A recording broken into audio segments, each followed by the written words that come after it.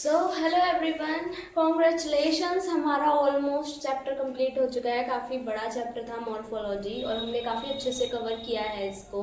हमने पढ़ लिया stem, root, leaf, gynoecium androecium के बेसिस पे, फ्लावर के अरेंजमेंट, फ्लावर, काफ़ी कुछ हमने इस चैप्टर में पढ़ लिया है। और अब हमारे दो लास्ट टॉपिक रह गए हैं, दैट इज़ फ्रूट और सीड, जो ज़्यादा बड़े टॉपिक नहीं है, छोटे छोटे टॉपिक हैं। और फिर लास्ट में हम थोड़ा फ्लोरल फार्मूला को डिस्कस करेंगे। दैट्स इट, हम आ चुके हैं ऑन दी एंड। तो अब आपके लिए ज़रूरी है कि आप इसे अच्छे से रिवाइज करते रहो इस चैप्टर को, क्योंकि काफ़ी एग्जाम्पल भरा चैप्टर था ये, और अभी भी आते रहेंगे फ्रूट और सीड के एग्जाम्पल। तो फिर अच्छा रहेगा कि या बार बार रिवाइज करो, बार बार रिवाइज करो, क्योंकि ये थोड़ा सा चैप्टर हो जाता है ये स्कोरिंग। क्योंकि आप क्या करना होता है, दैट्स इट, बस थोड़े एग्जाम्पल याद रखने होते हैं। आपको कोई ऐसी लंबी चौड़ी थ्योरी याद नहीं रखनी है, कुछ ऐसी चीज़ें याद नहीं रखनी है। तो थोड़ी बहुत अगर आप एग्जाम्पल को बार बार रिवाइज करोगे तो काफ़ी स्ट्रॉन्ग बन सकता है आपका ये चैप्टर। चलो गाइज, आज के जो लेक्चर है उसमें हम डिस्कस करने वाले हैं फ्रूट के बारे में। फ्रूट जो आप खाते हो दिन रात, उसी फ्रूट के बारे में चलो डिस्कस करते हैं। जो हमने लास्ट लेक्चर्स में डिस्कस किया था कि जो ओवरी होती है, ओवरी राइपन होके क्या बनाती है, फ्रूट बनाती है। ओव्यूल क्या बना रहा था, सीड। और पेरिकार्प क्या थी, फ्रूट बॉल, मतलब फ्रूट बॉल कह रही हूँ, सॉरी, ओवरी बॉल। तुम्हें याद है ना ये सब, तो ये काम आएगा। अब देखो, mature ripened ovary develop after fertilisation. Fruit क्या होता है, जो मैच्योर या फिर राइपन्ड ओवरी होती है, जो कि फर्टिलाइजेशन के बाद बनती है, उसे हम क्या बोलते हैं, फ्रूट बोलते हैं। ये एक कैरेक्टरिस्टिक है एंजियोस्पर्म्स का। एंजियोस्पर्म्स कौन होते हैं, एडवांस्ड प्लांट होते हैं। सबसे ज्यादा एडवांस्ड प्लांट किंगडम हम पढ़ चुके हैं, तो तुम्हें आइडिया होगा कहीं ना कहीं। और बाकी अगर अब हम आगे और भी पढ़ेंगे तो और आइडिया हो जाएगा। जब हम एनाटॉमी पढ़ेंगे तो उसमें सेल्स की स्टडी करेंगे, जब हम बताएंगे कि किस टाइप से एंजियोस्पर्म्स जो है वो एडवांस है। और बाकी हमने प्लांट किंगडम में तो देखा ही था वो कितने एडवांस है, ठीक है ना। उनमें मतलब सीड हैबिट पूरी तरीके से आ गई थी, और मतलब मेल फीमेल गैमेट में पॉलिनेशन, उसके मेल जो गैमेट्स थे वो मूवेबल नहीं थे, नॉन मोटाइल थे। बाकी जो एल्गा हमारी होती है उसमें मोटाइल होते हैं कहीं कहीं। ओके, तो फ्रूट अब आते हैं। फ्रूट में होते हैं सीड और फ्रूट बॉल, दो हमारे पोर्शन होते हैं। फ्रूट बॉल जो है वो ड्राई भी हो सकती है, फ्लैशी भी हो सकती है, यानी कि वो सख्त भी हो सकती है, और फ्लैशी यानी कि खाने लायक भी हो सकती है। ऐसे भी हो सकती है जिसे हम खा सकते हैं, और कुछ ऐसे भी हो सकते हैं जिसे हम खा नहीं सकते, that is just shell type की। ओके, एग्जाम्पल इसके क्या है, मस्टर्ड और ग्राउंड नट। जैसे सरसों होती है और ग्राउंड नट होता है, उसकी तरह हम नहीं खा सकते उनके जो शेल्स होते हैं, उनको काफ़ी हार्ड शेल्स होते हैं। फ्लैशी में क्या आ गया, ऑरेंज, मैंगो और गवावा, ठीक है। और गवावा की तो अब विद वही खाते हैं ना, अपन छिलका थोड़ी उतारते हैं। मैंगो का उतार लेते हैं कई कई लोग, बट कई कई वैसे भी खा लेते हैं। ऑरेंज का हम उतार देते हैं क्योंकि थोड़ा कड़वा होता है, बट खाने में कोई दिक्कत है नहीं, वो मतलब फ्लैशी ही होता है, खा सकते हैं हम उस छिलके को। इतना हार्ड नहीं होता कि हमारे दांतों से चबेगा ही नहीं, या फिर ऐसा कुछ टाइप शेल टाइप का वो नहीं होता है। अब हम पढ़ते हैं इसके बारे में आगे। जो थिक और फ्लैशी फ्रूट्स होते हैं, उनकी जो वॉल होती है वो 3 लेयर्स में डिवाइड होती है। 3 लेयर्स कौन सी है, endocarp, mesocarp and epicarp. Endocarp जो है वो सबसे इनर लेयर को बोलते हैं, फिर मेसोकार्प आता है, और फिर आता है एपिकार्प, यानी सबसे ज्यादा आउटर लेयर, ठीक है। अब आते हैं टाइप ऑफ फ्रूट। कितने टाइप के फ्रूट होते हैं, फर्स्ट होता है true fruit, second is false fruit, और थर्ड इज पार्थिनोकार्पिक फ्रूट। अब मैं आप लोगों को एक बार पहले बेसिकली बताती हूँ ये होते क्या हैं।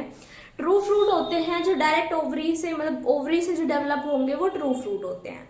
फॉल्स फ्रूट होते हैं जो ओवरी के अलावा किसी और चीज से डेवलप होंगे, जैसे कि मान लो थैलमस, जो नीचे हमारा वो था ना, स्टॉक टाइप की चीज थी, उससे डेवलप हो गए फ्लावर में। या फिर मान लो पेटल्स से डेवलप हो रहा है कोई फ्रूट, या फिर सेपल्स से डेवलप हो रहा है कोई फ्रूट, तो फिर उसे हम बोलते हैं फॉल्स फ्रूट। यानी कि जो ट्रू फ्रूट होते हैं वो ओवरी से ही डेवलप होते हैं। फिर आता है पार्थिनोकार्पिक। पार्थिनोकार्पिक होता है जिसमें विदाउट फर्टिलाइजेशन फ्रूट बन जाता है। अब देखो, प्लांट्स के अंदर फर्टिलाइजेशन का क्या मतलब है, मतलब सेक्सुअल रिप्रोडक्शन, सेक्सुअल रिप्रोडक्शन से बनेगा क्या, फ्रूट बनता है इधर, ठीक है। बट इधर क्या हो रहा है, बिना फर्टिलाइजेशन के ही फ्रूट बन रहा है, यानी कोई सेक्सुअल रिप्रोडक्शन नहीं हो रहा, एसेक्सुअली ही फॉर्मेशन हो रहा है, कोई मेल और फीमेल गैमेट्स का फ्यूजन नहीं हो रहा है यहाँ पर, ठीक है। उसे क्या बोलते हैं, पार्थिनोकार्पिक फ्रूट। इसकी क्लैरिटी आपको पार्थिनोकार्पिक वाले की कई चैप्टर्स में और भी मिलेगी, जैसे कि हमारा 12th का जो चैप्टर है sexual reproduction in flowering plants, उसमें काफ़ी आएगा ये। और पार्थिनोकार्पिक जो फ्रूट है या कुछ भी पार्थिनोकार्पिक वर्ड जो है वो आपका वो प्लांट ग्रोथ हॉर्मोन्स जो चैप्टर है उसमें भी काफ़ी यूज होगा। तो आगे आपको इसकी और क्लैरिटी मिल जाएगी। अभी के लिए आपको इतना याद रखना है कि विदाउट फर्टिलाइजेशन जो फ्रूट डेवलप होता है उसे बोलते हैं पार्थिनोकार्पिक फ्रूट। और फर्टिलाइजेशन मतलब सेक्सुअल रिप्रोडक्शन मतलब गैमेट का फ्यूजन, और गैमेट का फ्यूजन यानी मेल और फीमेल का उसमें इन्वॉल्वमेंट होगा। बट यहाँ पर ऐसा कुछ नहीं है, विदाउट फर्टिलाइजेशन। ओके, सो देखो अब इसका हमने एग्जाम्पल एज सच एनसीईआरटी में नहीं है तो हमने भी नहीं लिखा। फॉल्स फ्रूट का एग्जाम्पल है एप्पल, स्ट्रॉबेरी, कैश्यू और पियर। अब आप इधर जब एग्जाम्पल देखोगे तो आपको लगेगा इनमें से एक एग्जाम्पल एनसीईआरटी में नहीं है 11th की। अब मेरे को थोड़ा ये मिसिंग हो गया है कि कौन सा वो एग्जाम्पल है, बट इनमें से एक जो है वो 11th की एनसीईआरटी में नहीं है। तो आप लोग सोचोगे फिर हमने ये क्यों लिख लिया, ये शायद किसी एग्जाम में पूछा हुआ इसलिए। बात ये भी है और बात ये है कि ये 12th की एनसीईआरटी में है, sexual reproduction in flowering plants वाले चैप्टर में इनमें से एक एग्जाम्पल वहां दिया गया है और 11th की एनसीईआरटी में नहीं दिया गया, ठीक है। सो दैट्स वाई हमने यहीं पे वो मेंशन कर लिया। हम यहीं से पढ़ के चलेंगे जब भी सही रहेगा ना। हमारी 12th की एनसीईआरटी में अगर वो दिया ही गया है, अगर मान लो हम 12th में फिर से फॉल्स फ्रूट पढ़ेंगे तो फिर हम फिर एग्जाम्पल देखेंगे और हमारा एक नया एड ऑन हो जाएगा। हम वहाँ याद करें इससे बढ़िया हम यहीं से याद करके चलें, क्योंकि एट ऑल हमें पढ़ना तो पूरा ही है ना 11th 12th अच्छे से। किसी भी एग्जाम में पूछा जाएगा तो ऐसे तो नहीं है तुमसे ये कहेंगे कि 11th की एनसीईआरटी के हिसाब से बताओ या 12th की एनसीईआरटी के हिसाब से, ऑप्शन ये सारे आएंगे, ठीक है। तो कंफ्यूजन ना हो इसलिए हमने एक ही जगह पे मेंशन कर दिया। अब पार्थिनोकार्पिक फ्रूट में एग्जाम्पल हमने बनाना दिया हुआ है। वैसे काफी फ्रूट्स हो सकते हैं जिसमें पार्थिनोकार्पी हो सकती है। सीडलेस फ्रूट इसमें बोला गया है, सीडलेस फ्रूट जो है वो बनाया जाता है, इसमें एग्जांपल बनाना दिया गया है। और जो पार्थिनोकार्पी है वो आर्टिफिशियली भी हम किसी फ्रूट में इंड्यूस करवा सकते हैं, ठीक है। सीडलेस फ्रूट बना सकते हैं। सीडलेस का क्या मतलब है, उसमें सीड नहीं है, यानी कि उसमें कोई गैमेट का फ्यूजन नहीं हुआ है, ठीक है। तो सीडलेस फ्रूट हम आर्टिफिशियली बना सकते हैं पीजीआर से। अब पीजीआर तुम सोचोगे क्या होता है, पीजीआर होता है प्लांट ग्रोथ रेगुलेटर्स। ये कुछ प्लांट हॉर्मोन्स होते हैं जो प्लांट की ग्रोथ को एनहांस करते हैं। इसमें एग्जांपल हमने दे दिया ऑक्सिन, साइटोकाइनिन, और भी होते हैं जिबरेलिन, एब्सिसिक एसिड और इथाइलिन, कई सारे होते हैं। तो हमने एग्जांपल ये दिया, कई चीज़ों में वो यूज होते हैं। फ्रूट्स को राइपन करने में आजकल हम देखते हैं कि कितने बड़े बड़े ओरिजिनल साइज से काफ़ी बड़ा फ्रूट आने लग गया ना। तो वो इतना बड़ा फ्रूट कैसे बनाते हैं, वो आर्टिफिशियली तो बनाए जाते हैं, इंजेक्शंस दिए जाते हैं इन हॉर्मोन्स के।